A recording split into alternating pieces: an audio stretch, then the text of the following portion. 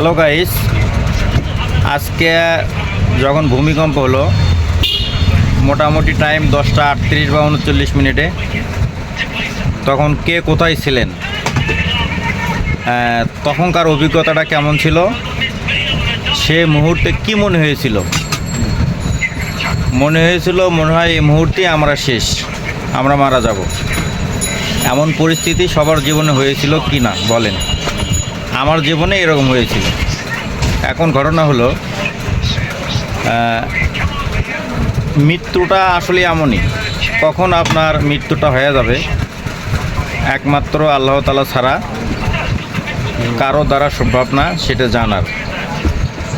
আল্লাহ তাআলা যদি আর 5 থেকে 6 সেকেন্ড, আমার ধারণা এইরকম টাইম যদি ভূমিকম্প হইতো তাহলেই কিন্তু আমরা এই পৃথিবী থেকে চিরবিদায়।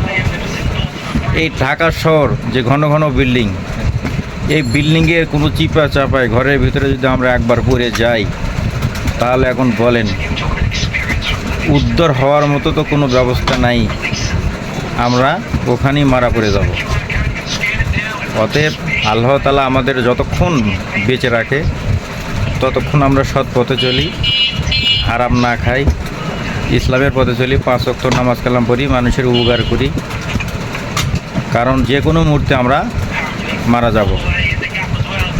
এই চিন্তা মাথায় রেখে যদি আমরা চলি যে আমি হয়তো এখনই মারা যাব বা কিছুক্ষণ পরেই মারা যাব বা আজকে বাঁচবো কি না, এখান থেকে সেখানে যাইতে পারবো কি না, আমরা যদি এগুলো চিন্তা ভাবনা করে চলি, আমার বিশ্বাস আমরা অন্যায় থেকে বিরত থাকব।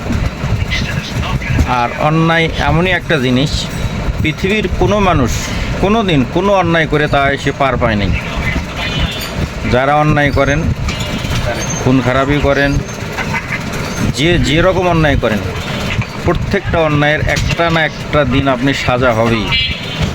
এ থেকে আপনি কখনো মাপ পাবেন না, পার পাবেন না।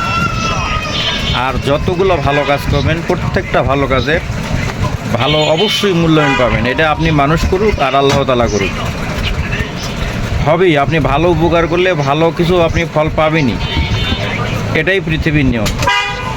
প্রত্যেকটা ধর্মেই ভালো কাজকে আল্লাহ তাআলা ভালো পুরস্কার দিচ্ছে, খারাপ কাজকে খারাপ উপহারই পান। অতএব ভালো উপহার পেতে হলে ভালো কাজ করতে হবে, আর খারাপ কিছু করতে গেলে তো খারাপই পাবেন তার বিনিময়ে। অতএব আমরা যারা মুসলমান, বিশেষ করে আমরা যারা মুসলমান, আমরা তো অবশ্যই 5 ওয়াক্ত নামাজ কালাম পড়ব, আল্লাহ তাআলার যত ভালো কাজগুলো আছে ভালো কাজগুলো করব, মানুষের যত সেবাযন্ত্র আছে সেবাযন্ত্রগুলো করব। যাক, ভিডিওটা অনেক বড় হয়ে যেতেছে, পরে আবার কথা হবে। ঠিক আছে, ভালো থাকবেন। আসসালামু আলাইকুম ওয়া রাহমাতুল্লাহ।